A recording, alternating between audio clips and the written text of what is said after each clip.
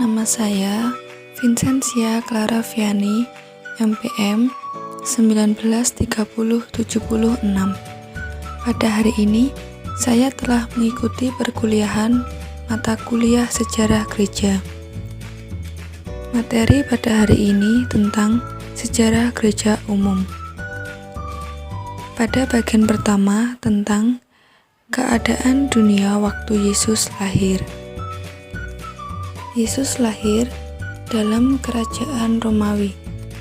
Bangsa Romawi adalah bangsa penjajah imperialis sejati, mempunyai tentara yang kuat dan disiplin, menempatkan tentaranya di mana-mana, membuka koloni baru dan membuka Pax Romana, membuka jalan untuk transportasi dan perdagangan.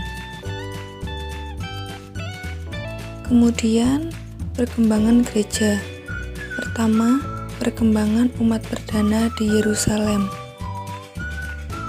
Yerusalem merupakan kota yang suci, karena di kota ini menjadi tempat wafat dan kebangkitan Kristus, maka sepantasnya juga menjadi tempat kelahiran gerejanya. Hari Pentakosta, hari kelahiran gereja. Di kota inilah gereja dibentuk oleh Roh Kudus. Sebelum Roh Kudus dicurahkan, Simon Petrus mengambil inisiatif supaya lembaga umat pertama itu siap dan lengkap, yakni menjadi 12 orang lagi untuk menerima Roh Kudus dan tampil ke muka sebagai orang Israel baru.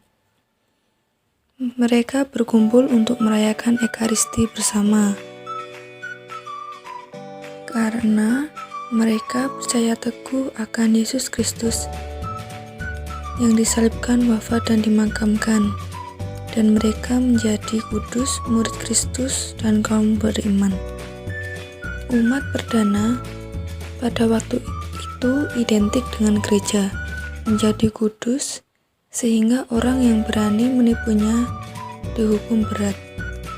Umat Kristen perdana memiliki hidup moral dan hidup religius. Pertama, mereka membuat kebaktian bersama pada hari Minggu, dan kebaktian privat dilakukan di rumah masing-masing. Kedua, mereka mengadakan doa pagi dan malam, juga berdoa sebelum dan sesudah melaksanakan sesuatu. Ketiga, mereka tidak suka meramaikan duniawi, karena di dalam keramaian duniawi itu terdapat imoralitas dan kebengisan. Keempat, mereka tidak boleh membuat pekerjaan yang membahayakan agamanya, seperti melukis dewa atau dewi. Kelima, mereka hidup dalam pengharapan bahwa hari parousia akan dekat. Keenam, mereka mempergunakan waktu yang ada untuk karya kreatif atau berbuat amal. Ketujuh, mereka memberi perhatian pada orang miskin, hamba sahaya, dan orang asing. Kedelapan, berdandan dilarang bagi wanita maupun laki-laki. Dan 9, menghias kubur dianggapnya sebagai kekafiran. Kedua, perkembangan gereja, yaitu gereja berkembang di tanah Yahudi. Para rasul diutus Yesus untuk menjadi saksi di Yerusalem, di seluruh Yudea dan Samaria, bahkan sampai ke ujung bumi. Seperti yang dikatakan Yesus pada Injil Matius bab 28 dan 19. Para rasul dan murid-murid mereka menaati perintah Yesus tersebut. Mereka meninggalkan kampung halaman dan tanah air mereka untuk melaksanakan perutusan Yesus. Meskipun sebagai para rasul dan pewarta kadang diterima baik, kadang diusir, dipenjara, bahkan dibunuh. Amanat mereka diteruskan oleh pengganti mereka dari Yerusalem ke Suriah dan Persia, ke India dan Tiongkok, ke Nusantara dan Jepang, ke Eropa, Amerika, dan Afrika. Gereja yang berkembang di tanah Yahudi merupakan suatu misi, atau yang berarti pengutusan. Gereja dan misi tak pernah terpisahkan, sebab misi gereja melanjutkan pengutusan Allah, Putra, dan Roh Kudus yang berawal dari Allah Bapa. Maka dari itu, misi berakar dari Allah Tritunggal.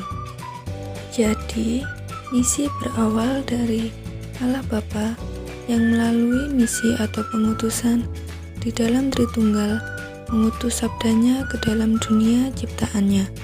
Sabda Allah memanggil orang-orang yang dipilihnya untuk melanjutkan misinya. Maka para murid Yesus yang dikuduskan oleh Roh Kudus mengemban tugas misionaris sama seperti Yesus. Sebagai murid-murid, mereka diutus seperti bagaikan domba ke tengah serigala. Mereka juga diutus untuk mencari domba-domba yang hilang, kemudian untuk mewartakan Injil kepada orang miskin. Maka misi gereja harus senafas dengan misi Kristus dan Roh Kudus, karena meneruskannya dan digunakannya sebagai sarananya. Misi ini sebagai dasar keberadaan gereja. Sekian dari saya, terima kasih.